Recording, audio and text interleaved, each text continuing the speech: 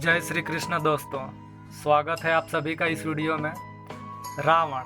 आज मैं रावण के बारे में बताने वाला हूँ। दुनिया में शायद ही कुछ लोग ऐसे होंगे जो रावण को नहीं जानते होंगे। राक्षसों और दैत्यों में से रावण उस बादशाह का नाम है जो तीनों लोकों पर राज करता था। रावण ये नाम सुन के इंसान तो इंसान, देवता भी भय से थर्रा उठते थे। रावण जिसका सामना करना देवताओं के लिए भी सहज नहीं था। लेकिन क्या आपको पता है कि रावण का जन्म कैसे और किस महान पराक्रमी ऋषि के आशीर्वाद से हुआ था?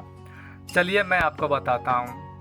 उससे पहले कृष्णास देवोटी को सब्सक्राइब नहीं किया है तो सब्सक्राइब कर लीजिए और बेल आइकन को भी प्रेस कर लीजिए। दैत्य सुमाली रावण के नाना थे। सुमाली के दो भाई थे, माल्यवान और माली। ये तीनों भाई और इनके पुत्र जो कि बलवान और दुष्ट प्रवृत्ति वाले होने के कारण ये ऋषि मुनियों को कष्ट दिया करते थे। इनके कष्टों से दुखी होकर ऋषि मुनिगण भगवान विष्णु की शरण में जाते हैं और इन राक्षसों का नाश करने की प्रार्थना करते हैं। विष्णु जी ये आश्वासन देते हैं कि मैं इन दुष्टों का अवश्य ही नाश करूंगा। जब राक्षसों को विष्णु जी के इस आश्वासन का पता चलता है तो सभी राक्षस मंत्रणा करके यानी मीटिंग करके एकत्रित होकर इंद्रलोक पर आक्रमण कर देते हैं। विष्णु जी को जब इस बात का पता चलता है तो विष्णु जी क्रोधित हो गए और राक्षसों का वध करने के लिए युद्ध क्षेत्र में प्रकट हो गए। युद्ध में सुमाली के भाई माली का विष्णु जी वध कर देते हैं। राक्षसों का भारी संहार होता देखकर बचे हुए राक्षस युद्ध भूमि से भागने लगते हैं। विष्णु जी भागते हुए राक्षसों का भी संहार करने लगते हैं। ये देखकर सुमाली का भाई माल्यवान गुस्से से युद्ध भूमि में वापस लौटकर विष्णु जी से युद्ध करने लगा। अंत में माल्यवान भी मारा जाता है। बाकी बचे राक्षस सुमाली के नेतृत्व में युद्ध भूमि से भागकर अपनी जान बचाते हैं। ये विष्णु जी से बचने के लिए लंका को छोड़कर पाताल लोक में जाकर रहने लगते हैं।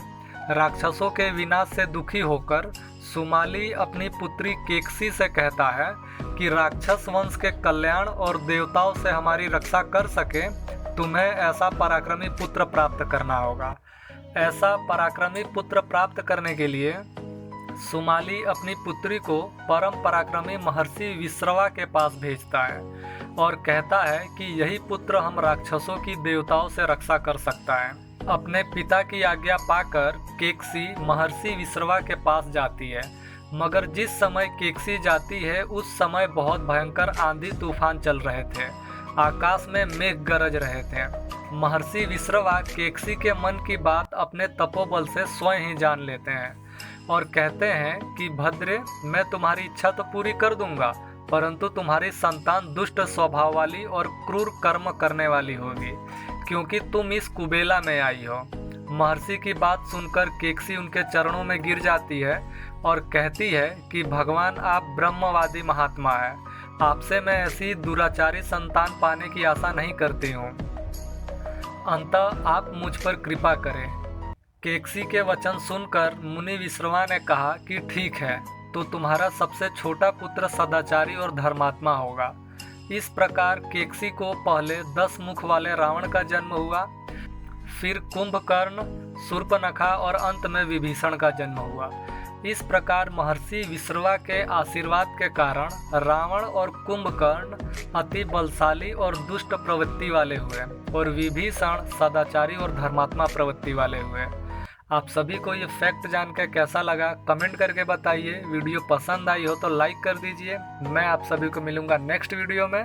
तब तक के लिए राधे राधे।